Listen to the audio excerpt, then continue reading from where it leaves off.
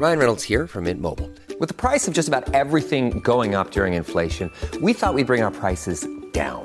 So to help us, we brought in a reverse auctioneer, which is apparently a thing. Mint Mobile Unlimited Premium Wireless. How to get 30, 30, bit to get 30, bit to get 20, 20, 20, bit to get 20, 20, bit to get 15, 15, 15, 15, just $15 a month? Sold! Give it a try at mintmobile.com/switch. $45 upfront payment equivalent to $15 per month. New customers on first 3-month plan only. Taxes and fees extra. Speed slower above 40 gigabytes per detail.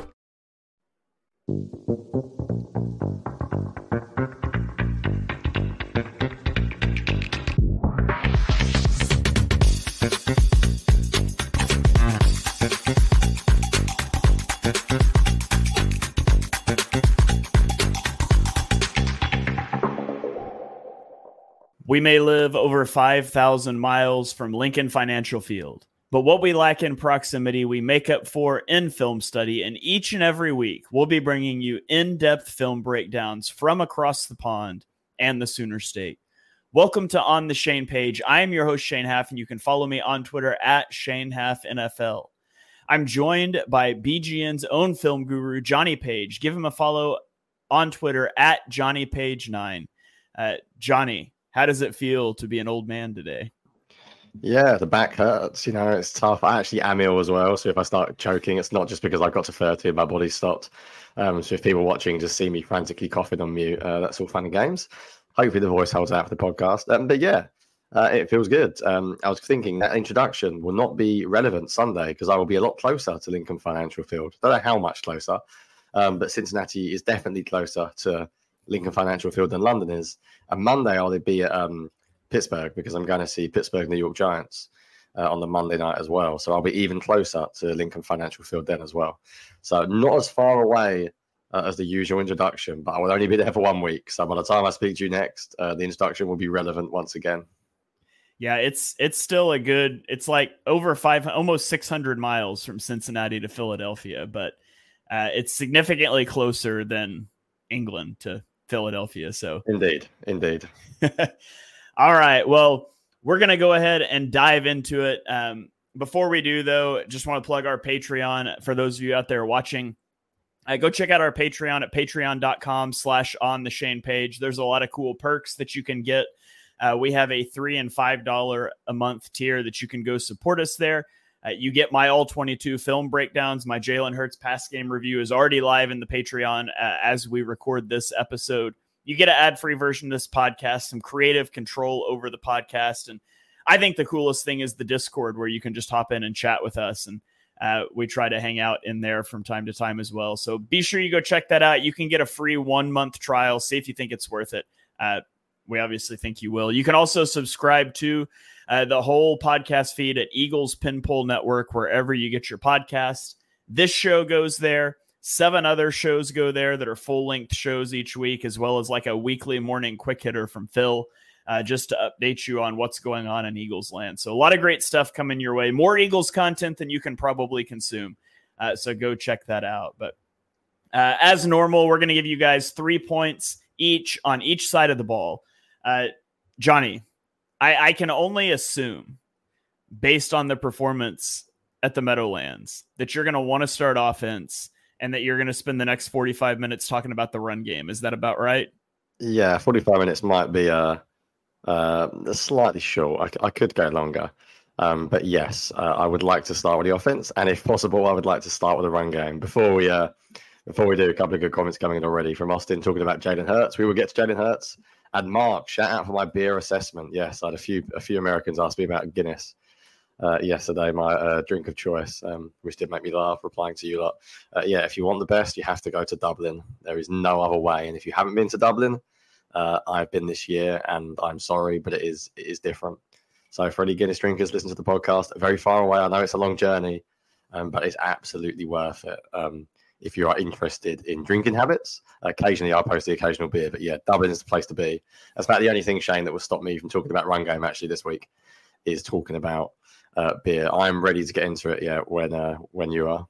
All right, well, let's do it. I feel like I got to let you go first and get the run game out of your system. So hit me with your first offensive point. So we'll try and keep this as relatively short. And as I'm doing this, I'm desperately, frantically getting my film thread up, which is always good. So Eagles running game. We spoke about it a lot the past few weeks. I spoke about the situation because the whole idea of having a mobile quarterback is that he's a cheat code for the run game. And that means you want to run as many shotgun plays as you can because it's easier for the QB to keep it. And you hear Kellen Moore openly talk about this. But the other problem is Eagles have got an extremely good offensive line and they've got a very good running back. And a lot of the best NFL teams run from under center and run from the pistol. The Eagles have struggled a little bit with how to, I guess, balance the two of them. And one of the problems is if you don't run the ball that much, it's hard to balance the two of them. It's much easier to balance it when you run the crap out of the ball, basically, because you've got way more running plays to try. So this was about as multiple as an Eagles run game as I think I've seen in years. Stoutland's always had a multiple run game, but it's always been a shotgun multiple run game. This was multiple from so many different ways. Now, I'm not going to talk about every single running play because it would take too long. I'm actually pretty proud because my live analysis was pretty good this week. If you listen to the post-game show, and if you didn't, why not? I actually nailed the Eagles' 3 explosive plays, which I was quite happy with without the All-22. But what I really like about them is Eagles had 3 explosive runs in this game. And I think all three drives led to touchdowns as well. So you could argue those 3 explosive runs were incredibly important. And they were all completely different. They were all from different formations, different running concepts, and they all target different areas of a defense. And that makes it really hard for a defense to deal with. So let's start with the first one, Shane, which is clip 3 on my film thread. This is the first Saquon Barkley run where he essentially ran down the left sideline. And I thought he was going to score, but he got pushed out on about the 20 or so. First things first, Shane, just pause it immediately, as you already have done, this is the benefit of running from shotgun. So this is an RPO, and we moan about RPOs a lot, but the Eagles are never going to stop running RPOs in general because you have plays like this. So Hurts can keep this because it's a shotgun, and when you're in shotgun, if people are wondering why can't you do this from under center, it's because Hurts needs to view the defense. He needs to look at the edge. He needs to read possibly an edge or a defensive tackle or a linebacker to see where to go with the football. The Giants want to keep 4 over 3. So before you even run anything, you've essentially taken out 4 players. Then if Jalen Hurts keeps it, you're going to keep another player out. So you essentially take out 5 immediately. Now, the benefit of running, and this is why formation is so important, is they use A.J. Brown condensed, and they basically tell A.J. Brown to ignore the cornerback. Not a lot of teams can do this, but the Eagles can, because they have Cam Jurgens, or Jason Kelce, shall we say. And Cam Jurgens moved genuinely like Kelce on this play. Not many teams have a center that can get to the cornerback before the running back does. So the Eagles just completely ignore the cornerback, and they tell A.J. Brown, you're condensed. Your job is to block the down or the safety on your side. And essentially, he's part of the pin. If you want to know what pin pull is, essentially, the linemen to the left of Jurgens are pinning the defense to stop them flowing to the outside while Jurgens pulls. And A.J. Brown is sort of technically part of the pin, I guess. The other really key block is Tyler Steen has to get to the linebacker. And that is a really hard block. Because if you look at where the linebacker is pre-snap, he is lined up to the left of Jurgens, and Tyler Steen is obviously to the right of Jurgens. So this is quite a tricky play. Things could go wrong. The cornerback could blow it up because A.J. Brown is ignoring him before he gets to Jurgens. The linebacker could blow it up because Steen doesn't get there. But neither of those things happen, and the Eagles run it perfectly. So if you run the play, you can see everything I've just said there perfectly. 5 of them are taken out, the edge and the 4 by Hurts. Steen gets to the second level. Jurgens absolutely roasts the cornerback. And it's about as well executed as you can run it. Like, you couldn't ask for it any better. I have the second angle as well behind this, which is cool. Whilst you're playing it, Shane, a comment coming from Mark saying, can you run it from pistol? Yes, that's the other benefit of pistol is it does a little bit of both. So you can get a read, but the only problem is sometimes from the shotgun, it's a little bit easier to read, and I think it's easier for the QB to keep it because it's obvious that the QB is going to one side. So if you're running like a bubble screen like this, it's easier for the QB to run it from shotgun. So that was play 1. And that play is pinball, stressing a defense with an RPO, bubble screen attached, stressing a cornerback, stressing the linebacker. Then the next explosive play is a completely different play, but it's still similar, I would say. So the next one is play 9 of my thread.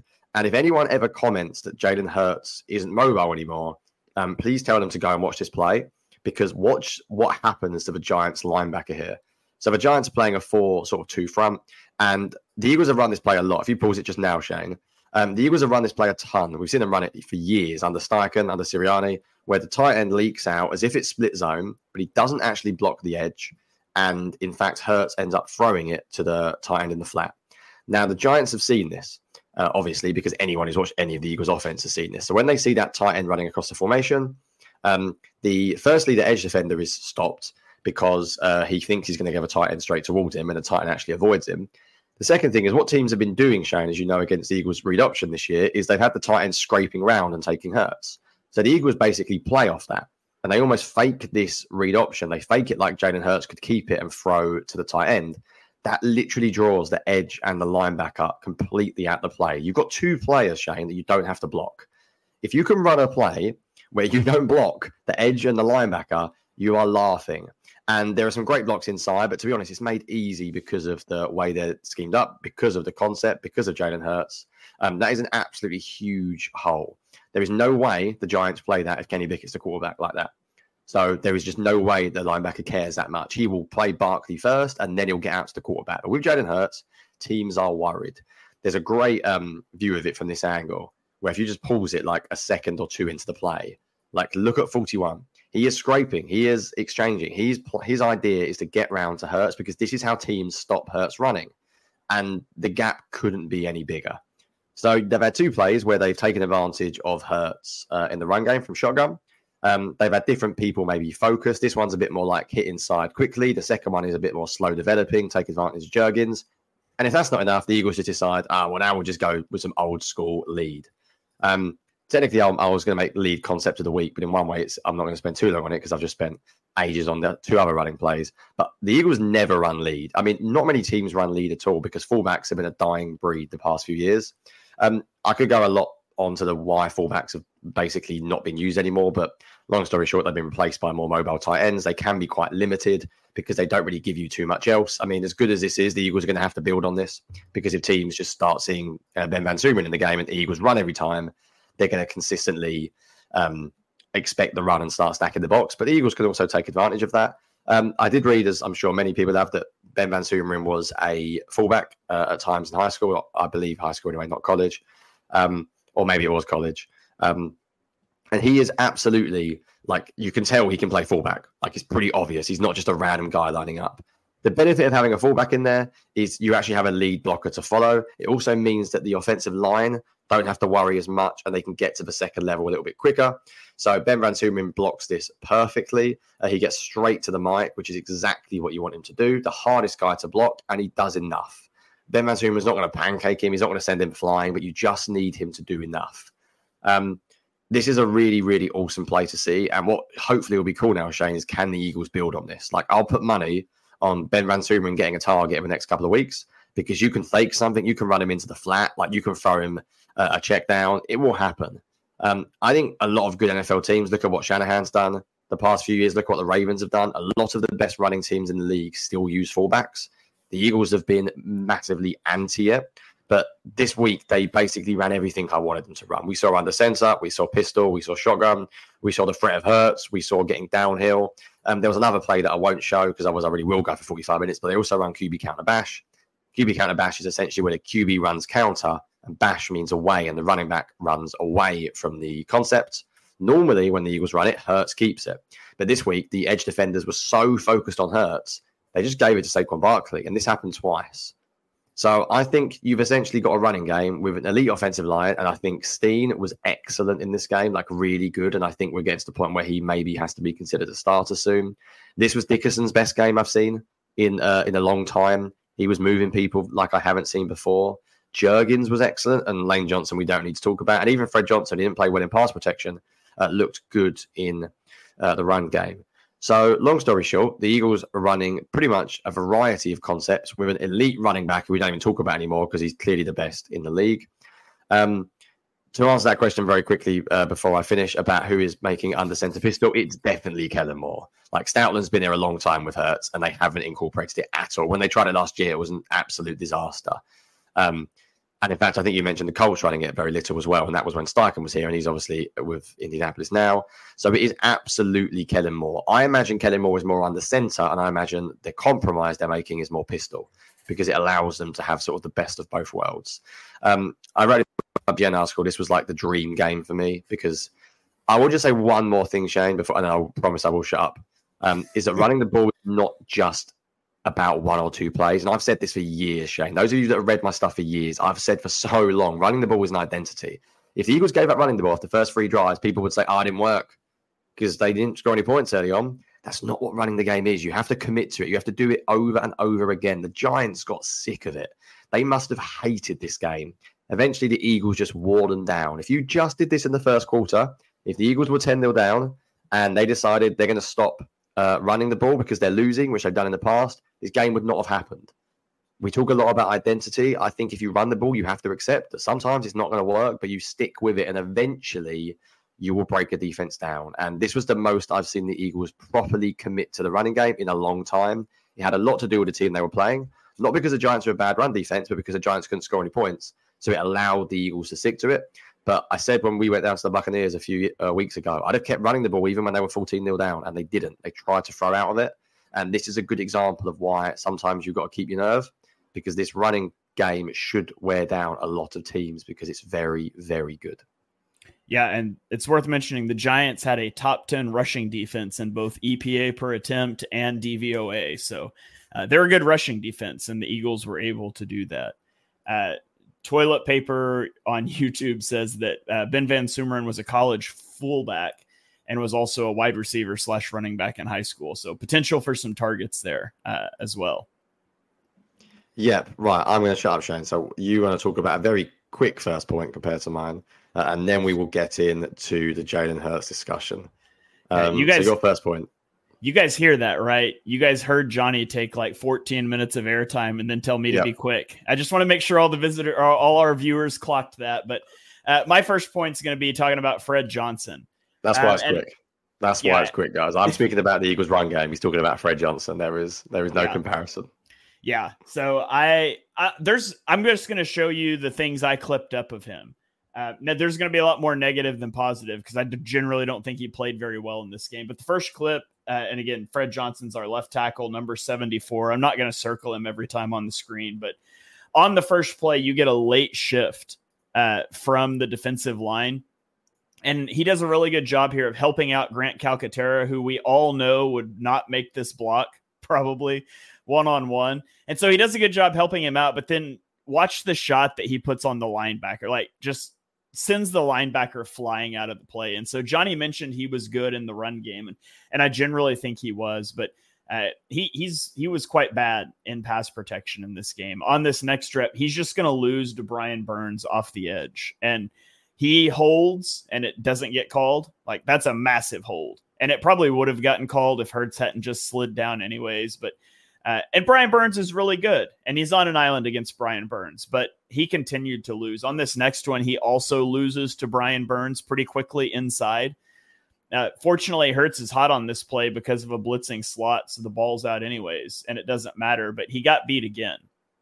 The next clip I'll show here is in the run game. It was an under center run play, and he just gets knocked backwards by Brian Burns. Brian Burns kind of beat him up in this game, and he has 75 pounds on Brian Burns. Like, he's supposed to have this power as a run blocker, and Brian Burns just knocks him back onto 1 foot. And that's why Saquon cuts this play back. Like, you can see it's great vision by Saquon to see this happening. Like, Saquon's trying to go off the left side, and he cuts all the way back to the right side and makes something out of nothing. But another poor game, another poor play there. Now, this next one is a good run play for him. He's going to pull across the formation with a lot of power and hit the linebacker. And this should be a big gain. Micaiah Becton doesn't do a good job of climbing to the second level, so there's 2 guys in the hole, but you can get him on the move in the run game. You can do some things. On the next clip here, he's trying to reach block a defensive tackle, and it goes very poorly. The defensive tackle kind of just bench presses him into Saquon. And so ups and downs, there's some things he can do, some things he can't do. And then this final one I want to show, he's just going to whiff on Brian Burns on a run block. And so I don't know what he's doing there, but he just totally whiffs. Saquon spins and makes him miss anyways, and is able to get some positive yardage. But overall, I mean, there's some positives as a run blocker. There's some negatives as a run blocker in those clips as well. But my real concerns are him pass blocking. Now, he allowed 4 pressures on 23 pass blocking snaps in this game, which was a 17.5% pressure rate. It was against their best pass rusher in Brian Burns, but overall this season, he's had 99 pass blocking snaps and he's allowed 22 pressures. And we can couch that in, well, it was the Tampa Bay Buccaneers who blitzed a lot and he was facing Brian Burns here. But at the end of the day, he's really struggled in pass protection. I've been really impressed by Tyler Steen.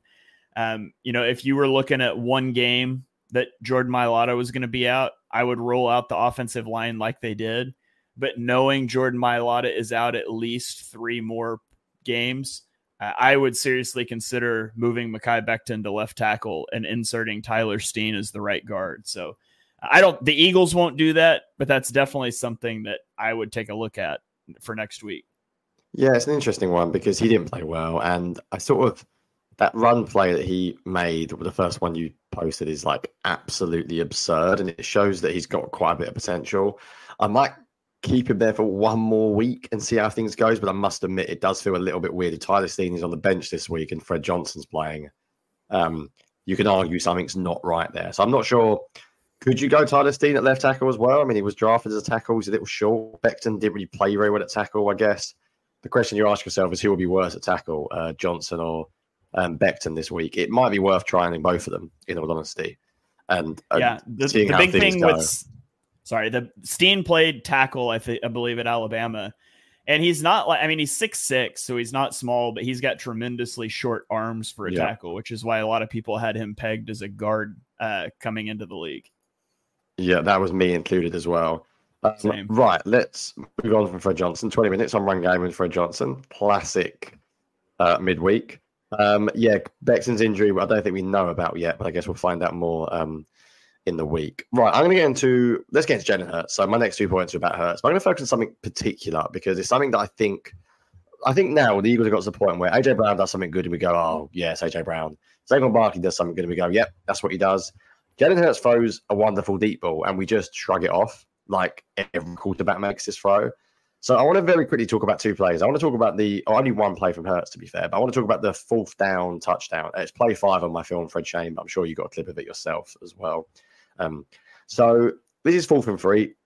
The Eagles are running mesh, and basically Jalen Hurts obviously has an alert built in. He sees one-on-one safety. He actually reads the safety well because it looks like he might have safety help, AJ Brown, but he reads it post-snap, but he doesn't. And then he just launches it. And Steen does a fantastic job here actually dealing with the stunt.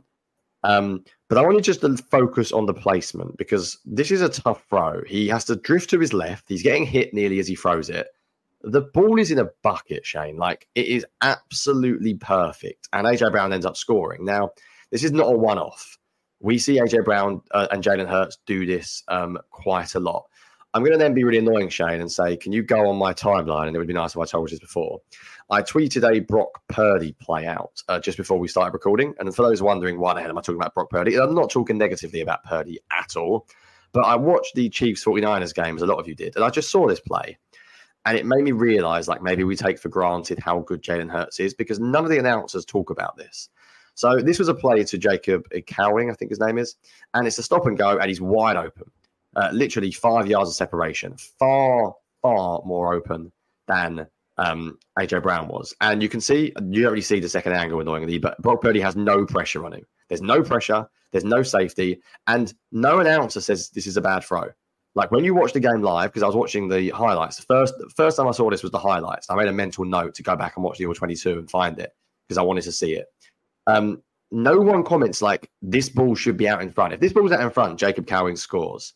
Now at this stage in the game, it's 21-12 to the Chiefs. They're 9 points up. And the 49ers are on 1st and goal. And that's no guarantee, especially against the Chiefs defense. On 3rd goal, Shane, what does Brock Purdy do? He throws an interception. Good. Austin said Tom Brady ripped him live. I'm glad because I only watched the highlights first. I didn't hear anything mention it. So I'm glad that he did. Because Brock Purdy threw an interception 2 plays later, 3rd and goal. So that underthrow, it looks great on the stat sheet. It comes up as a deep play. It's a good read. It's a perfectly fine ball, but it's not a great ball. I think Jalen Hurts is an elite deep ball thrower. When he throws those to AJ Brown is unbelievable, I know, but he's not often that open. And he puts it in the bucket. Like AJ Brown doesn't slow down sometimes. That deep shot is inch perfect. And I think we're when we talk about like, oh, I think some of us take it for granted, like he's just throwing a deep ball to AJ Brown, like anyone could do it and it's easy. It takes a lot of timing. It takes a lot of skill. I think if you asked AJ Brown about it, he wouldn't be so arrogant and he would say, yeah, it's a lot of Jalen as well. It's not just me. I think maybe as fans, we take for granted how good Hurts throws a deep ball. And I think when talking about Hurts and analyzing him, you can't just ignore the fact that he throws a really, really nice deep ball. And I think watching Purdy this week just made me realize, because Purdy's a good quarterback and some people would rank Purdy above Hurts, and I can understand why, considering what Purdy's done in the league. But we take for granted that those deep throws are really, really good. So before we moan a little bit about Hurts, I thought I'd just get that in there and mention that I think as fans, we underrate how good he is as a deep ball thrower. Yeah, absolutely. And I just want to talk about some of the inconsistencies with Hurts. And I want to talk about 2 third downs with huge misses and then 2 fourth downs where he makes up for it. And Jonny used the 4th down go ball to AJ Brown. I want to talk about the 3rd down play before it. And so this is 3rd and 3, and the Eagles are going to run a play called mesh rail. Mesh. We've talked about mesh before. It's these drag routes that you run against man coverage. And the rail portion is the wheel route from the running back out of the backfield. And so generally, and this is the way the Eagles are going to run it, you're going to have a sit route, and this route down here doesn't matter at all. Sometimes it's an alert to a corner or a post or a deep ball, whatever. That doesn't matter for this play. And so you could call this mesh sit wheel, mesh rail, either one works. The way that you read this play out is the wheel route is 1, and then you've got your drag route is 2, and your sit route is 3. And technically speaking, if you're talking to a coach, they're going to tell you this other drag route is 4, and this backside receiver is 5. And that sounds good on a film room, but that's just not reality. So 1, 2, 3, wheel to drag to sit. Okay. Sometimes you can run the same thing. You can run like the mesh route, and it's just a quick route to the flat. And it's still the same thing. You're reading that first. And the reason you read it first is because you need time for the mesh to develop. And this is your fast release. And so if we watch this one, Hurts is going to stay locked on number 1 for too long. And so right here, he's looking at it, but you've got the safety, or maybe it's a line. I think it's a linebacker. He gets over the top. He's over the top of this route. If this was a quick flat route, maybe you could throw this, but it's not. It's the wheel route. And Hurts is looking at it. This is covered, and it's still covered. And you've got a guy 3 yards on top of your running back running vertically now. This is not open. You need to get to number 2. This is the timing for number 2. And number 2 is open. He's open now. He's still open. He's still open. And now he's not open anymore, and we end up throwing it away on 3rd down. That is a terrible miss, because that is the second guy in a progression that was wide open, scrambling or running into your field of vision. It's an easy throw for a 1st down. You can't miss that. Yeah, Shane, can I come in on this play before you go to the next one as well? If you're not finished, then keep going. But before you move on. Yeah, go ahead. So I'm going to play devil's advocate, because obviously you're right. And people are going to comment. And I mean, there's no discussion here. You are absolutely correct. This is a bad miss. It's a bad miss. I think I'm going to defend Hurts a little bit more on the second play than this one. There's 2 things that I think is worth pointing out. Firstly, I think it's worth pointing out that people say Hurts doesn't see the field, and I think that's not true. This is not a seeing the field problem. This is a processing problem. And this is not a processing problem in terms of doesn't know where he's going. This is what we call an elimination problem. So as quarterbacks, you need to eliminate what's not there quickly. Now, if I was to defend Hurts ever so slightly, there are 2 things about this play that I think is worth noting. Number 1, I'm surprised it's not Saquon Barkley, because I think Saquon Barkley is possibly wide open, and Hurts should recognize this game well. The second thing is, when you call this play, what is the number 1 coverage you want to get Shane to throw the wheel? Man. You want man, and you want cover 1 man. And who do you want covering your running back? A linebacker. The linebacker. And you want him getting through the drag or the sit route from the tight end to create traffic. I think the reason why Hurts gets stuck up on this play, and I'm not defending him and saying it's a good play, because it's obviously not. I'm not an idiot. I can see that he should get to the second read. It's very, very obvious to anyone who's watched the All-22. I think the only way I defend him slightly is that bait. And it's funny how Hurts gets criticized for not going through the play properly. This is like a bit too robotic.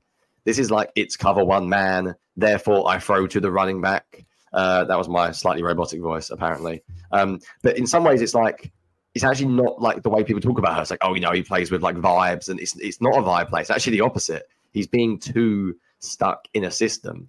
And you are completely right to criticize him, but I think context is important, that he has every right to go to the running back on a wheel route against a linebacker in cover one man. In fact, that is the dream. And I can understand, I feel for him a little bit, because I think he's hoping and expecting that Gainwell can outrun a linebacker. And I think if it's Barkley, he does outrun a linebacker. I'm convinced that this is Saquon Barkley, this ball gets thrown. Like, I think whether he's open or not, he throws this ball over the top and lets him go and get a chance to get it down the field.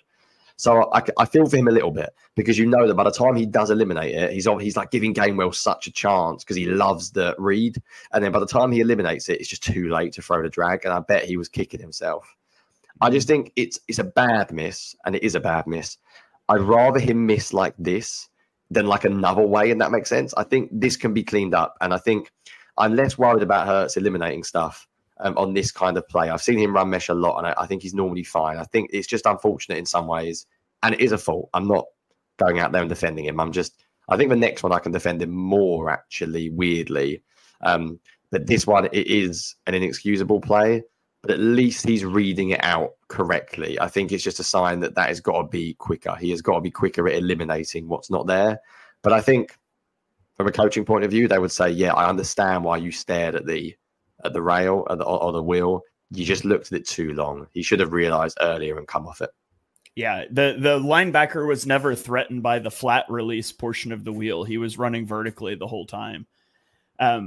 And then, of course, he comes back on fourth down and drops one in a bucket to A.J. Brown. And I've got that play, and I talked through it on my All-22 video, and I won't show it and talk through it again here because Jonny just did it. But just Hurts made the really easy thing look hard. And then he comes back on fourth down and he makes the really hard thing look really easy.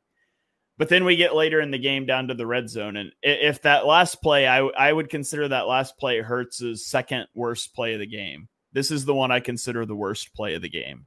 It's the same concept. You're down in the red zone on 3rd and 2, and you're going to run mesh rail again. So you've got, this time it is Saquon Barkley coming out of the backfield, and you've got A.J. Brown coming across. I don't remember which of these tight ends runs the mesh and which one runs the sit, but it's the same concept. And again, what Devontae Smith does, it does not matter on this play. We read this play out from running back is the 1, to our drag route coming into our field of vision is the 2, to our sit route is the 3. This is how it's always read out. It astonished me watching this play that he didn't throw the ball to Saquon. I literally went and watched a coaching clinic on mesh rail to be like, have I had this wrong my whole life? And it's not. Every coach teaches this way. Your first look is your peek at the running back. And it's almost as if Hurts is like, last time I didn't get to the drag quick enough. And so I just have to start here this time because Saquon is wide open. Nobody goes with Saquon. And he should be, your primary read should be Saquon. This ball should come out. There's no reason for it not to. This isn't like a screenshot thing where it's like, oh, the concept was on the other side. And this guy was open, but he wasn't in the progression. Saquon is number 1 in the progression. And it's not that he alerted to Devontae Smith on the backside running something because he doesn't open that. He opens to the play side. He's number 1 in the progression and Hurts doesn't throw it. Like that should be a walk-in touchdown on 3rd and 2. And you miss it and you end up scrambling and throwing the ball away. And once again, like that's his worst play of the game, in my opinion. And I'll let Jonny talk about it for a second, and we'll come back and talk about what I thought was probably one of his most impressive plays of the game on 4th down, because he just like oscillates between like low, high. But talk to me about what you saw on this play, because I think you disagree with me a little bit. I don't disagree. I'm not here to defend Hurts on these plays, and I'll probably get comments. Hurts defender. I just think it's boring podcasting if we talk about the same thing as well. So I'm going to provide like the counter argument, shall I say? I think the other one's worse than this play. I think you've got to feel for him a little bit because he's made a horrendous mistake on the previous time, and he's probably gone back to the huddle, and Kellen Moore said, you need to eliminate that wheel quickly in the red zone, especially you need to get to that drag. And I know this is really like I'm going down like screenshot Twitter here, but I think when you look at the way the play is drawn up on paper, if you look at it pre-snap, that cornerback is definitely to the outside. The Eagles have no receiver out on this side, so I think you get a pretty good indication that this is zone. And I think when you hit play, Shane, just like pause it the second he snaps. I think Hurts looks, and the quarterback makes like a weird movement. If you play it for like half a second again, the quarterback sort of on the snap, he like goes outside and then he comes in. And I can only assume that, and Hurts obviously gets this wrong, but he must just think that cornerback is like guaranteed to go to the flat because he's obviously wide open. And the reason why I feel for him a little bit is because I think this play is basically a byproduct of the previous one. That's my theory on this play. I think this play doesn't happen if the first play doesn't happen. I think he's overcorrected his mistake. I think he's, rather than reading it, I think in some ways you could say he's got lazy. I think he's not read it at all. I think what he thinks is going to happen pre-snap is the cornerback is going to go outside, because with zone coverage, it doesn't make any sense for the cornerback to follow the receiver. And that's actually different to the previous play. If you look at the previous play, they're in man coverage, and it's obvious they're in man coverage quite early on. So I think because the Giants defender screws up, like, let's be honest, that Giants quarterback should absolutely have the flat. Psychologist, I wish. But pre-snap, Hurts is actually correct, because that cornerback, there is no excuse for that cornerback to not be in the flat. Like, that's his job. The corner makes a horrible error. And I think Hurts basically doesn't read it post-snap at all. I think his eyes might go there, but I don't think he's actually mentally doing it. I think he's basically pre-snap given up on it immediately. And I almost don't think it matters how wide open it is. I think the quarterback could have run the other side of the field. I don't think Hurts was going there. I think he had literally made up his mind pre-snap because of what happened on the previous play. So I agree with you. The misses are really bad. And I think it's a shame that they both came on mesh, because mesh is a play that he reads really well. He also reads a wheel route very well. He's thrown a few of them. He threw a brilliant one week one this year against the Packers to Saquon Barkley. Comments coming in about the mental mistakes, like he sees ghosts. I don't know. I think he does at times. I think on 3rd and long in this game, he didn't trust Fred Johnson. I think that's slightly understandable when Fred Johnson's one-on-one with Brian Burns to an extent. I don't think this has got to do with that. I don't think he's worried about pressure. I think he's overcorrected his flaw from earlier on, because pre-snap, this play should not go to Saquon Barkley. Pre-snap, if you think you're getting zone, where do you want to go? You want to go to the high-low concept. You want to go to either the mesh, or you want to go to the sit route on top of it, because that's what you do against zone. You high-low the linebackers. There is no way this play should ever have been completed to Barkley in the flat, because the cornerback is right there. And the cornerback is obviously not playing man coverage on a tight end, because that would be a ridiculous alignment for the Giants defense. So I think Hurts basically does too much pre-snap. He doesn't read the play out post-snap. He makes his mind up before the play is run, because he's not blind. And if he sees Saquon Barkley open, I think he throws it. That's the only reason why I defend him. I would say the first one's worse, because I think the first one leads to this one, which is why I would say that that's the play that causes this play to go wrong. Yeah, and you just got to do the pre-snap work, but then you got to check your homework once the ball's snapped. But then we get to the 4th down. It's the Eagles, because we're going to be aggressive. We're going to go for it on 4th and 2. And for my money, this is one of the most impressive plays that Hurts makes all game, and it's a 3-yard run. And like on a box score, it doesn't pop off. But what happens on this play is just awesome. So if you watch at the snap of the ball, so they're going to motion Saquon Barkley. So we're motioning to 4 strong. What motioning to 4 strong does is it breaks all the coverage rules. This safety is most likely going to have to key across the formation, because otherwise you've got 4 receivers on one side of the field and you've only got 4 defenders there. And so that leaves AJ Brown one-on-one, and AJ Brown's the primary on this play. I think they're trying to run like a fade route to the pylon. I don't really know, because he gets jammed so hard you can't even tell what the route is. And so we can watch, like, he looks at AJ Brown. AJ Brown is just locked up. And so his second read is Grant Calcaterra, who's running like this over route. Now, the problem is that safety that we just talked about is going to flip his hips, and Grant Calcaterra is running directly at him. And so that's not going to be open. And so our third option is Jahan Dotson sort of running this angle route, breaking into the back of the end zone. And so Hurts eliminates Calcaterra. Now he's on to Dotson. There's a small window here, but you're also running right into a hook defender that's going to close this. So this isn't open. Hurts has now gone 1 to 2 to 3. Why does he have so much time? It's because they dropped a guy into coverage. They're only rushing 3. There's 8 in coverage. So Hurts realizes I have time. He's actually going to go back and check A.J. Brown again. We're back to 1. We went 1 to 2 to 3 to 1. And now we're going to take off and scramble for the first down. One of the most impressive plays of the day, I think, for Hurts. And so we'll just watch it again full speed here. And we're on 1 to 2 to 3, back to 1. Now we scramble for the first down. By the way, I also just love that this giant safety gets up and celebrates like he just won the Super Bowl for giving up 3 yards on 4th and 2.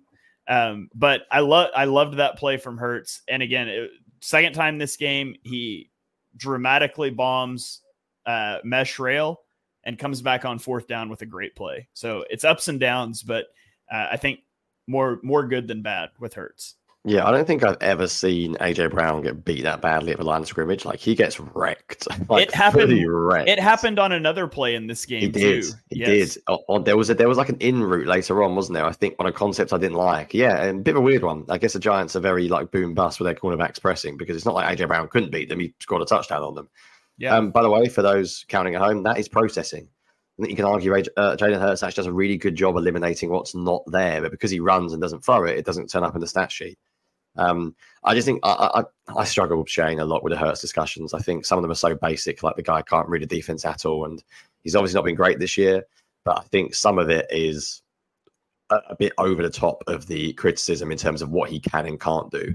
Speaking of which, I only get to my third point, which is I did not like the drop back passing game at all on 3rd down in particular this week, and it annoys me a little bit because I keep getting comments from people saying, "Oh, well, that's all Hurts can do. That's why they're running it." And I think if Hurts can't run proper concepts on 3rd down, it doesn't give you an excuse to call crap plays.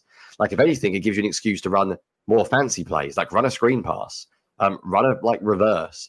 Just don't use Grant Calcaterra as a blocker on said screen pass, please. Yeah, the idea that, he can't read a defense, that means we just run standard isolation routes and he just gets hit in the backfield. Sorry. That, if anything, if you can't read a defense, that means you keep it more basic and you run more trickery. And the Eagles don't do that. There was a few plays I didn't like. And you guys know if you listen, I like Kellen Moore. I do think he's got flaws. And I think, unfortunately, the things we're seeing are not unique to his offense previously. I just didn't like some of the concepts. So I'm going to run through a few because we're running late this week. And I really want to talk about the defense as well. So can you hit me with my play 2 on my film, Fred? And I will be quick on this one. So the Eagles are essentially they run motion with Jahan Dotson pre-snap, and then they end up in a 2x2, basically. They end up in way too many 2x2s. I think this is possibly a full field progression. This is one of the plays where A.J. Brown does nothing, by the way. Yeah. I don't know if Hurts is meant to go all the way across from Brown to Smith and then to the other side of the field. It's a bit tricky. I think the only thing you could argue he could do here is check it down to Barkley. But as a concept-wise, I'm 2x2 is just, I just prefer 3x1 because you get more conflict defenders. Devontae Smith's route is just a bit of a nothing go route. He's just sort of drifting across the middle. A.J. Brown's doing absolutely nothing on a deep in. We talk about don't be reliant on A.J. Brown going deep, Shane. Just throw it to him deep. I don't be boring guy. But if it's 3rd and 10 and you don't trust your quarterback to process things, just take a shot to A.J. Brown. It literally could not have gone worse in this game on 3rd and long, because every time they were 3rd and long, they got sacked. They might as well have said, you know what? If A.J. Brown's 1-on-1, just run deep and we'll chuck it to you. And if we get 1 in 3, it's better than what we did. I think Hurts here does feel pressure from Fred Johnson that isn't actually there. I think Fred Johnson actually recovers, but he does get slammed back into Hurts. But ignoring the pass protection, some of the concepts on 3rd down when I'm watching them, I'm there's not much creativity. They're not really stressing a defense I talk about stressing a defense horizontally and vertically. You could draw a circle around Eagles' 3 receivers on this play. There is no stress. Where's the horizontal stress, Shane, on this play? Where's the route from a running back or a receiver getting out to the side? There's nothing. Where's the deep stretch? There's nothing. There's Devontae Smith a little bit deep, but he's running a nothing route. And then, as there often is with Kellen Moore, and my criticism is there's too many guys coming backwards to the football. And I think some of the concepts I see, and I won't go through too many of them, but I will go through one more because I think this is probably my least favorite of the lot. Play 6 on my film, Fred. I just want to say on this play go for it. I saw some people complaining about the sack here. If this is 2nd and 10, this is a horrible Hurts play. Agreed. If it is 3rd and 2, it's a horrible Hurts play. Yeah. If you're across midfield, if you're at the 40-yard line, this is a terrible play because it would take you out of field goal. But 3rd and 10, out of field goal range, he's just trying to make a play. And the lost yardage on the sack, it doesn't matter because the Eagles punt the ball inside the 20 anyways. So yeah. I don't care about the sack. This is one, like, in a different situation, this is a bad sack.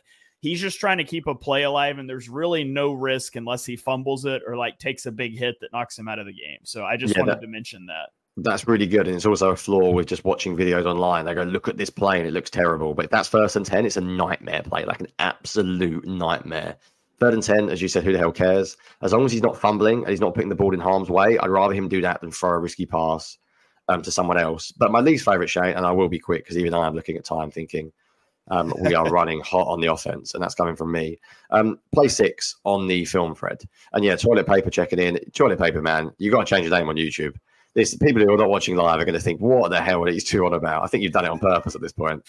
So toilet paper on YouTube says he hated or didn't like the false target for Dotson. Yeah, that's another example of just like pretty poor. But this is the one. The Eagles finally go 3-by-1. They get AJ Brown isolated. And I'm thinking, right, what could they run here? They're going to run like sail, or they're going to run mesh. They're going to run something where they can like flood the defense one side. They could run they could fast motion Barkley out into a 4-strong look and throw him a screen.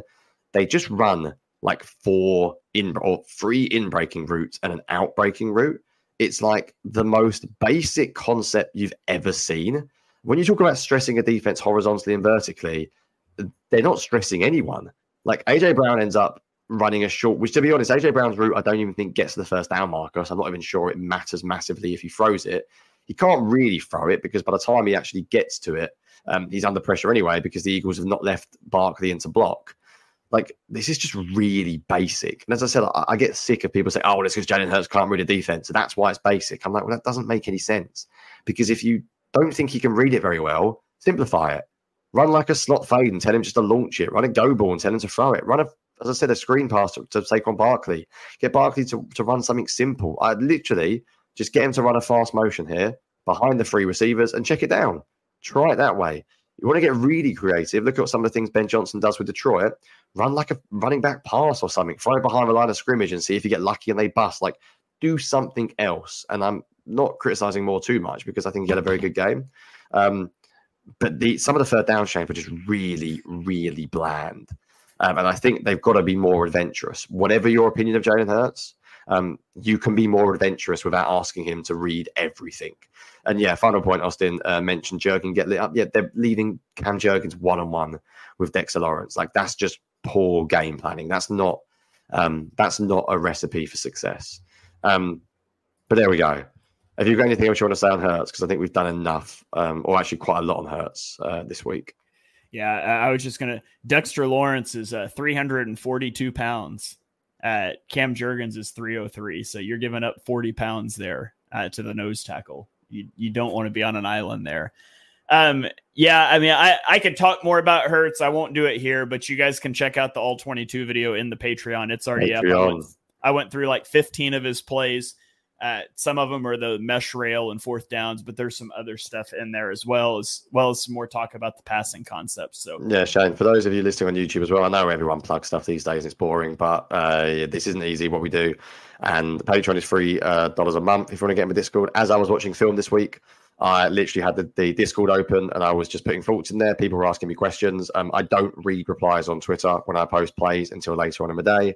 So if you literally want to ask me questions as I'm watching the film, normally on a Monday, me and a few others, there's about 3 or 4 of us in the Discord, and they were literally just grilling me with questions, and we were talking about things that we saw as the game was going on. So if you want something a bit more personal and you get Shane's All-22 review, jump in on that. Right, Shane, give me your 3rd point quickly because I'm reading it just says Kenny Gainwell. So even we can speed up this 3rd point when it says Kenny Gainwell, who may have been not in the most 12 impactful players this week on offense.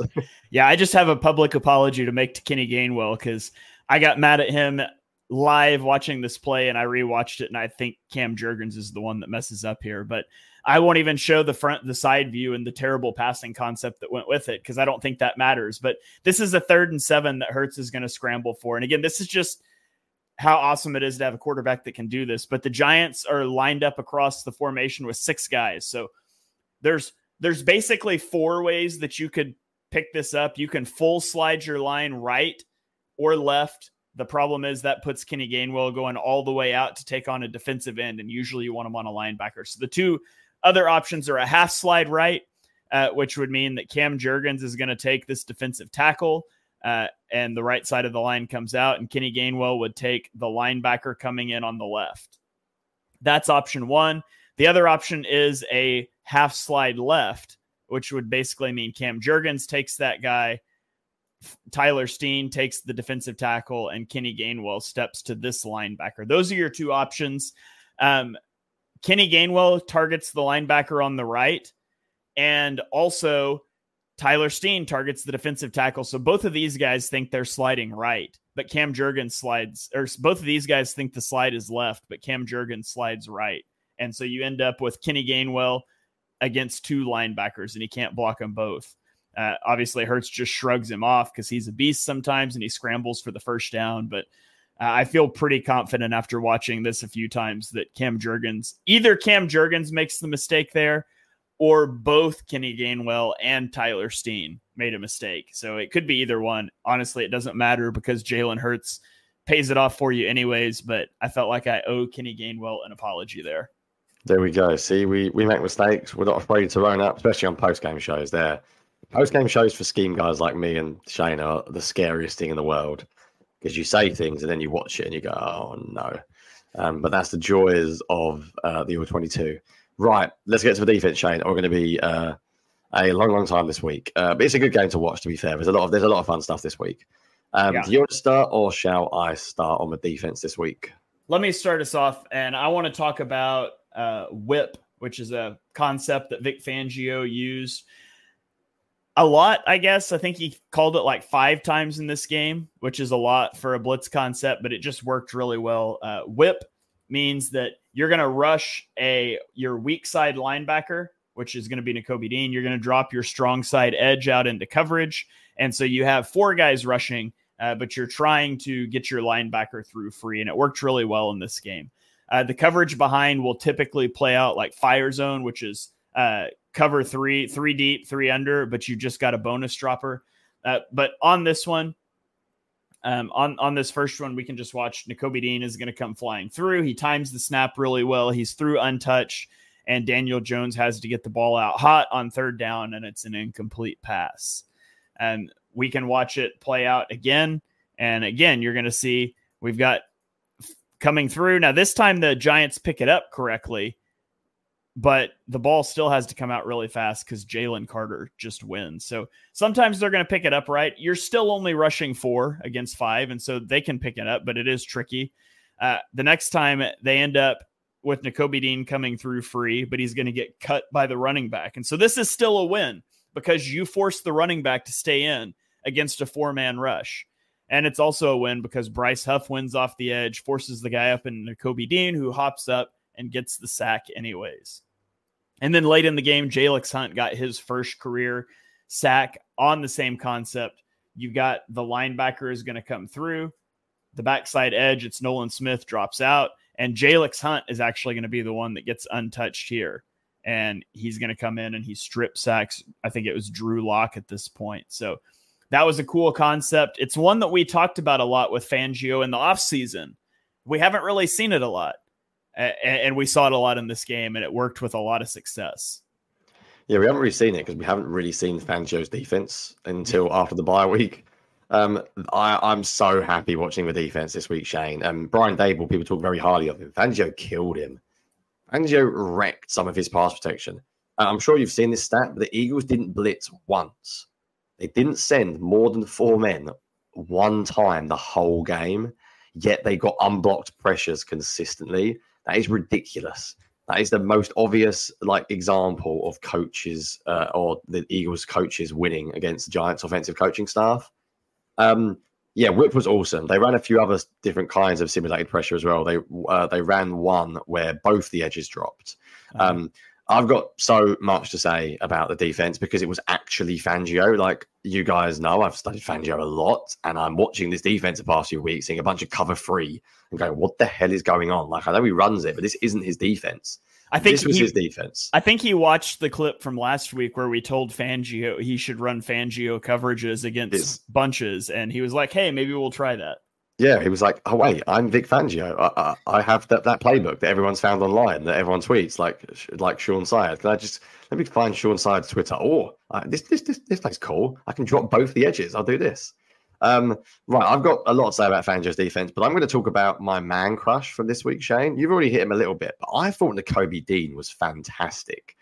I want to go like too overboard and be like, he's the bet and he's this and that and new contract and he's here. But last week I said in my article, I don't think Nakobe Dean is good enough to be a quality starting linebacker in this league. I think he's more replacement level. And I felt a bit sad saying it because Dean gets a lot of rubbish online. People think he's useless, and I think that's nonsense. And I also think that Nakobe Dean has struggled at times this year, but not as badly as people have said in past coverage. I thought he was fantastic. Like, genuinely, I thought he was awesome. You've already showed some of the blitzing, so I won't show too much of the blitzing because everyone knows Nakobe Dean in college was an unreal blitzer, and he looked like Nakobe Dean in college this week. But it wasn't just that. It was his pass coverage. Like, there are so many clips of his pass coverage where he was exceptionally good at taking away the middle of the field. I'll show you my favorite one, which is, I believe, as I'm very, very quickly checking through my thread. Yeah, it is clip 6 on my film thread. And the reason why this is my favorite one is because we've seen Nakobe Dean struggle with this. He often sits there and receivers run behind him. But look at how he plays this. He does enough depth to stop the check down, and then he gets back perfectly. And he's reading this without even looking at the guy behind him. Like, this is perfect. What we said all year, teams have killed us with deep crossing routes. Look how basically he reads that so well. I could go on. I thought run defense, he was fantastic. I thought pass coverage, he was fantastic. I thought rushing the quarterback, he was fantastic. I think there's one play as well that really stood out, and I'm not going to talk about run fits this week. I don't think it's any of my points, but I will just say the fact that they could. I talk a lot more about run fits in my BGN article, which will be up very shortly. The fact that the Eagles could stop the run from a 4-man front was really impressive and a very positive development. And my favorite example of this, Shane, is clip 7 on my film thread, where basically Jalen Carter and Jordan Davis get doubled, but they both do a good job anchoring and they both keep Nakobe Dean free. And their spacing is so much better here. So you see that both Carter and Davis get doubled, but both Carter and Davis don't lose. And what this does is it means that if you look at a Giants lineman, he can barely get to Nakobe Dean. Nakobe Dean doesn't come racing downhill. He plays this really well. He waits, he checks the running back isn't cutting this back because the running back could cut this back. And then he explodes and hits him really well. And I just thought he was really good. Like, I'm a bit of a Nakobe Dean fan because I sort of feel sorry for him because he gets so much grief online. But I thought he was extremely good this week. Like, as good as a linebacker performance, except for some of the ones we've seen from Zach Bourne this year. And I think I wanted to give a whole point on Nakobe Dean because he basically did everything well. There wasn't anything I saw this week that made me think that he's a worry going forward. Yeah, there was a definite emphasis on taking away crossing routes in this game. You talked about Nakobe Dean. There were also several times that like safeties were cross poaching like crossing routes, even though like your typical like quarters drops wouldn't have you doing that. It was like if number 2 didn't go vertical for the safety, instead of dropping into a deep half, he would just immediately look to poach a crossing route. So that was definitely a point of emphasis, I think. Indeed, it really, really was. Do you want to do your player spotlight there, or do you want me to stick with Fangio and talk about something else? I'll do the player spotlight. So this is a first for On the Shane page, but we let you guys do a player spotlight poll each week for our Patreon members. And this week, the player spotlight is Malik Neighbors. And so we're going to look at how the Eagles Malik Neighbors has been on fire this season. The Eagles held him to his lowest catches and lowest yards of the year. Per Next Gen Stats, the first 6 weeks of the season, he had 2.9 yards of separations on targets. Against the Eagles, he had 1.4. So they cut that in half. So what did the Eagles do against Malik Neighbors. And so I've got a few clips here, and we'll just kind of talk through what happens. But on this first play, here we go. So Neighbors motions outside. And so I think this is like a quarters look, and we're going to get Darius Slay essentially ends up one-on-one on the dig route here, because you're going to have the slot going deep. He's got to be carried by Chauncey Gardner-Johnson. Slay defends that dig. Nakobe Dean is also going to sort of sink, and he'll start to close that throwing window. He's not quite there. But the other thing I think is interesting, and I talked about how much they're poaching across the formation here, because if you watch the off safety, Reed Blankenship, he immediately is opening up looking for a crosser. And this should not be his guy. This is not a number 3 receiver vertically, but he's going to push Chauncey Gardner-Johnson. See the hand? He's pushing him. I've got him. You get back over the top. And so Slay has help over the top from Chauncey Gardner-Johnson, even though he shouldn't. It lets him drive down, and he breaks this up. I thought that was really cool design.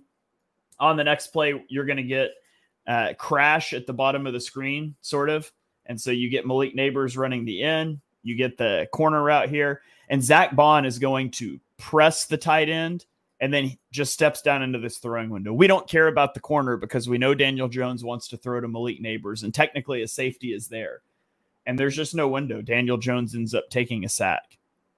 On this next one, Malik Neighbors is on an island against Quinyon Mitchell at the bottom of the screen, and he's going to run a curl route. He gets a little bit of separation against Quinyon at the top of this.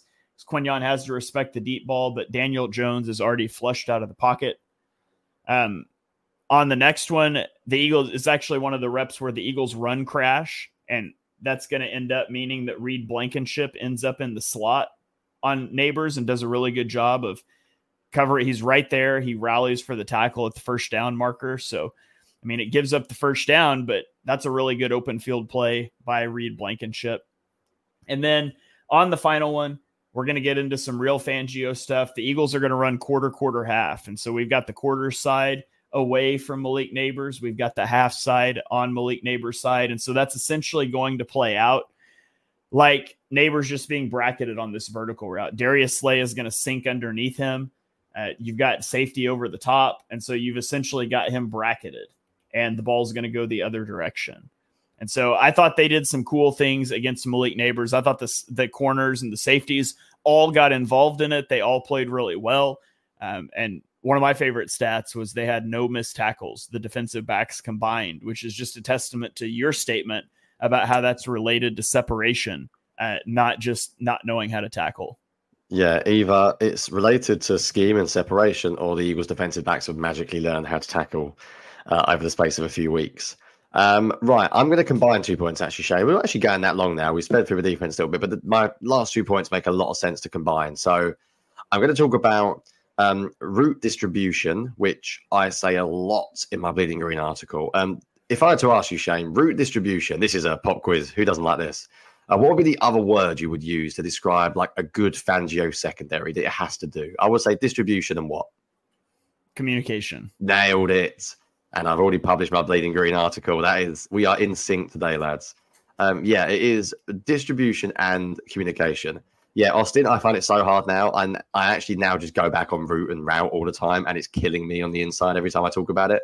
Because certain things I've heard people say route so often that I want to just say it. But I'm English and I refuse to suddenly sound different. So I'm going to keep saying route. So route distribution, very British there. And communication. And this is why I have defended Fangio a little bit this year. I mean, defended is a strong word, actually. I've killed him on after podcast. But I have always said that I think that the defense should get better as they learn basically how to work together. I've said for ages that Jonathan Gannon's defense was my favorite defense to watch for the Eagles in a while. And people kill me for that because I loved watching them play quarter coverage. They were brilliant. They were so good at it. And because the amount of snaps I saw where like Maddox, Bradbury, Slay, the good old days were so good at distributing routes. This week, they were so good at it. It was like a throwback. It was a proper Fangio style defense. So I thought I'd show you a few examples of communication. And my third point was looking at the Eagles cornerbacks. You've already looked at them briefly, which is why I thought I'd combine. But I think people think that Fangio's defense means it's easy for the cornerbacks, and I very, very much disagree. I think they're left on an island a lot more than people think. Let's start with play 4, Shane, of my film thread. This is a really nice example because the two Eagles outside cornerbacks are in basically one-on-one coverage. A lot of people think when you hear you've got a safety deep, so this is quarters, so you've got 2 safeties deep. And a lot of people think that when you have safeties deep, that means you have safety help over the top. But if you look at this play and you pause it at the perfect moment, the Eagles quarterbacks are completely one-on-one, like totally one-on-one. And their safety's job is to essentially take away these middle of the field throws. The check down is open, and we know with Fangio's defense, we know that you can take check downs on them, and the Giants didn't. And I think better offenses will take 4 or 5 yard check downs and live to fight another day. So things aren't fixed, but the communication's really good. They run this perfectly. They take away that middle of the field crossing route exceptionally well. One safety is keying on it. The linebacker, once again, the Kobe Dean does a good enough job. Even if they do take the check down here, they have 3 players staring right at this. This was quarters, which you've already actually stolen a little bit of mine because you've done quarter half, which I was going to mention as well. But there was a few other plays that were really, really good in terms of distribution. And to me, this is what Fangio's defense is all about. It is about communication and it is about distributing routes. It's not about individuals coverage. Sometimes some guys online have more time than me to watch things, and shout out to Honest NFL, who spends a lot of time breaking down film. My gut feeling when I watched this game was by a mile, this was a split safety game. Like, it wasn't close. I thought it was the most obvious example of split safety coverages I've seen. Honest NFL crunched the numbers. 10 times they ran cover 8. 10 times they ran cover 6, 8 times they ran quarters. Only 5 times they ran cover 3. Like, that is what I expected to see at the start of this year. Because to some extent, Shane, I don't really care whether it's 8, 6, or 4. They're all split safety coverages. The difference is minor in many ways. And often it's to do with the formation that the opposition's in anyway, rather than the call you give. So essentially 28 times they're running cover 4, cover 6, cover 8, compared to 5 times they're running cover 3. Twice they're running cover 9, which is basically the same thing. 1 fire zone style defense. This was not a single high defense, Shane, this week. This is not that horrible single high defense when crossing routes just run over the middle of the field and the Eagles have no idea what they're doing and they're shouting at each other post snap because they're not sure who's covering who. This was a really, really good Fangio performance. And I deliberately didn't break down the pass rush this week because I think everyone probably expected us to talk about the pass rush a lot. And this might be controversial, but I think the secondary play was more important than the pass rush this week. I think it was the secondary that gave the pass rush time to get home. I didn't watch these plays sometimes except for the unblocked pressures and go, wow, Daniel Jones has not got a chance to get the ball out here. And 8 sacks, they killed them. The backup tackle, Josh Sweat was just running past him. I don't think that's fair. Even on Josh Sweat's sack, Austin saying Fangio said the same. It's always nice when you agree with Fangio because Fangio is very, very honest in his press conferences, probably to a flaw at times. Josh Sweat's sack he had to go for a tight end chip. Yes, he beat the backup tackle, but he's had to fight through the tight end and then fight through the left tackle. That was because the coverage behind him was exceptionally good. And I think it's just really, really good to see an actual Fangio-style defense. I think the problems will remain.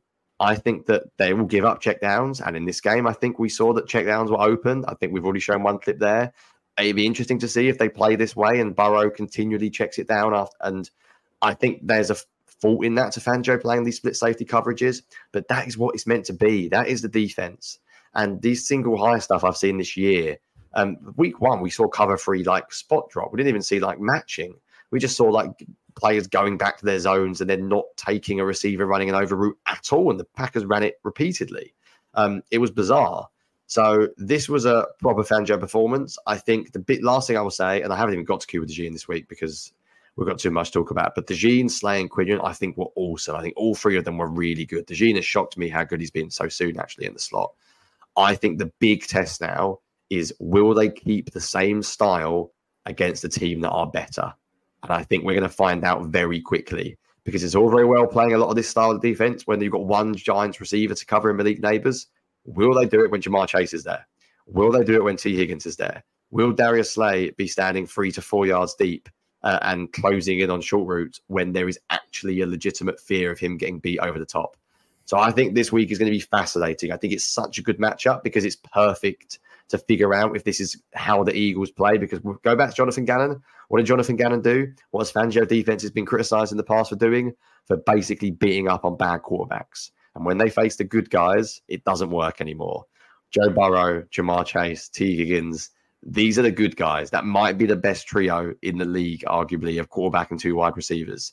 So I don't think the Eagles are going to keep them to 3 points again. No one's expecting that. But I want to see a similar style. I want to see an aggressive style. I want to see a lot of match zone. I want to see a lot of split safety. I don't want to see them suddenly going back to this single high stuff to keep a safety over the top.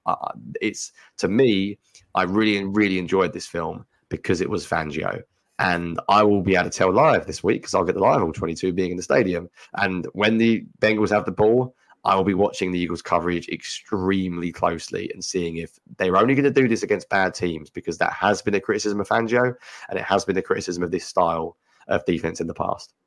Yeah, the coverage and the pass rush have to be married together, because there was a play in this game where the coverage busted and Malik Neighbors would have been open for a walk-in touchdown, and the pass rush gets home. The pass rush being better makes the coverage look better. The coverage being better makes the pass rush look better, and it's a positive feedback loop. I mean, everybody remembers in 2022, the Eagles had 70 sacks.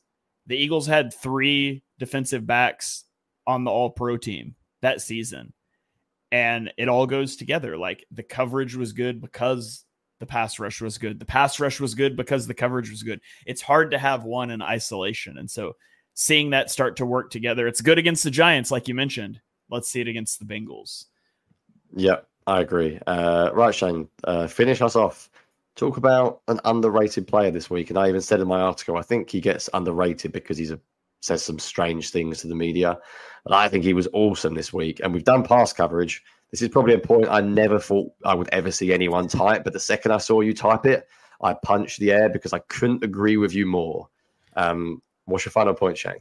Yeah, let's talk about one of the Eagles' best run defenders on Sunday, Darius Slay, who did a fantastic job in run defense. And you're kind of limited by what you can talk about when Johnny's like, hey, I'm going to talk about Nakobe Dean and the pass defense and all of the cornerbacks. And it's like, well, thank you. I don't know where to go, but Darius Slay in run defense was just really good. I've got 2 clips here I'll show. He is at the bottom of the screen on the first one. And Bryce Huff does a good job of coming in, and he hits this puller to condense this gap and spill it outside into Darius Slay. And generally it's not a good thing if a run gets spilled into Darius Slay, but he comes down, sticks his nose in the fan, and makes the tackle. Then on the second play, this is the back view. He's going to be coming from off screen on the right. And again, it's just a really good job by Slay. He's going to get around this kick out block, and he dives in, and he doesn't ultimately make the tackle, but he makes contact. He's got a small window to try to wrap around, and he slows the running back down. And these aren't the only 2 plays, but I'll cut it there and just say that, like, Darius Slay gets a lot of criticism, and I've always thought that he is overly criticized by Eagles fans. I think he is a very good player still. But this game was his best game of the season. He was really good in coverage. He was coming downhill. He was playing like he had a chip on his shoulder, and it definitely popped off the film. Yeah, that first play, I think you've already shown it, so we won't do it now, where he covered Malik Neighbors on the in. Like, he runs the route for him, man. Malik Neighbors is a good route runner, and Slay is all over him. There was another clip that I tweeted where I said that Slay and Quinion Mitchell basically ran the routes better than the receivers did, and I really wasn't joking.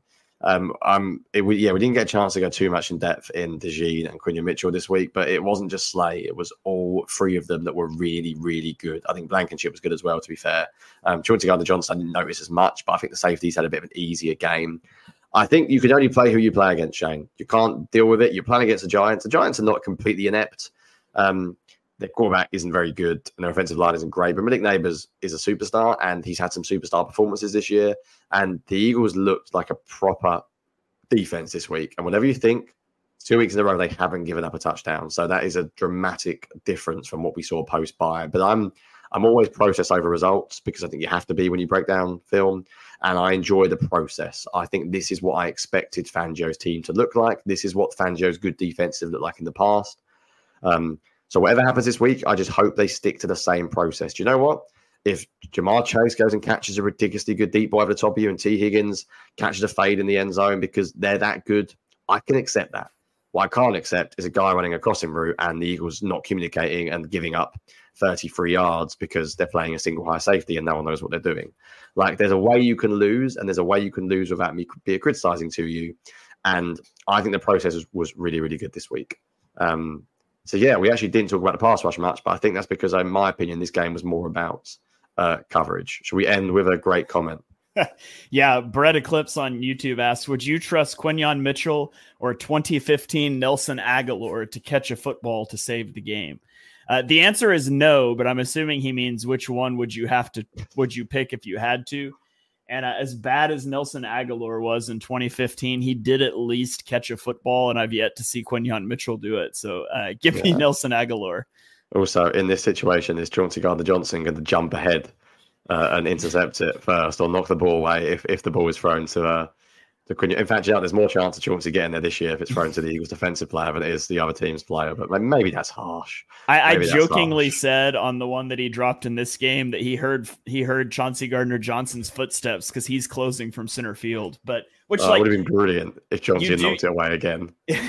You do, that's his job as a center field safety. I honestly don't fault either guy for the collision last week.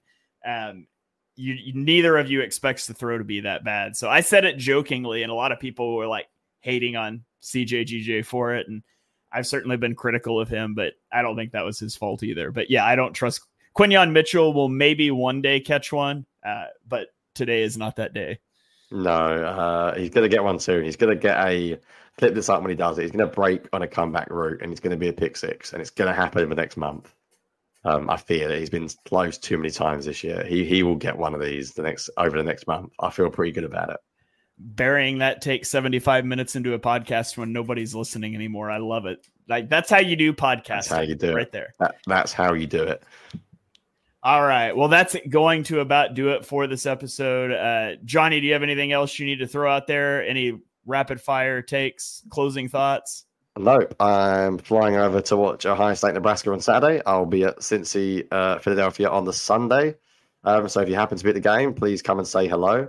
And I look like I do on the video now, so you'll know it's me. And I will be also at Pittsburgh, New York on Monday night. So I've got lots of NFL in the flesh in the next week. So I'm incredibly excited. It might mean my schedule is a little bit out of sync next week because I don't get back to the UK till Thursday. So it might be Shane Solo next week. I might try and pop in some thoughts from the game. Either you can read them out or I'll send you a recording. We'll figure out a way of doing something. It may depend on how hungover I am and how much my brain is functioning after a weekend of watching college football and the Eagles and then driving down to Pittsburgh and watching that as well. So, yeah, we shall see. But, yeah, thank you for the comments. It's been a good one this week, actually. I enjoyed this week. Loads of good comments, which makes our job a lot easier as well and also a bit more interesting. Than just watching film by ourselves. So if I don't speak to you guys next week, I will speak to you in a couple of weeks after that. All right. So that's going to wrap it up here for this episode of On the Shane Page. If you're still watching, please go follow us on social media. I'm at Shane Half NFL. He is at Jonny Page. The Eagles Pin Pull Network is at Eagles Pin Pull. Eagles Pin Pull Network, wherever you stream your podcasts and on YouTube. So thank you guys for joining us. We'll be back next week for a show in some form. Jonny, I'm a little jealous. You're going to go to more NFL games next weekend than I've gone to in my life. I've only been to the one, but wow. I mean, I've been to more already because I've been to a few in London. I have been to Philly as well. But yeah, it's a bit of a road trip. You don't get to turn 30 very often. So I've wanted to do a sports road trip for a while. So I'm also going to watch an ice hockey game as well, which I've done once before, but 4 days back-to-back sports, 3 college, 2 NFL, and 1 ice hockey. So living the dream next week. Yeah, I lied. I have been to 2 NFL games. I went to a Rams 49ers game in St. Louis back in 2013, but that was not a good game. So, and I wasn't really a fan of either team. It was just close. But anyways, that's going to wrap it up. We will catch you guys next week.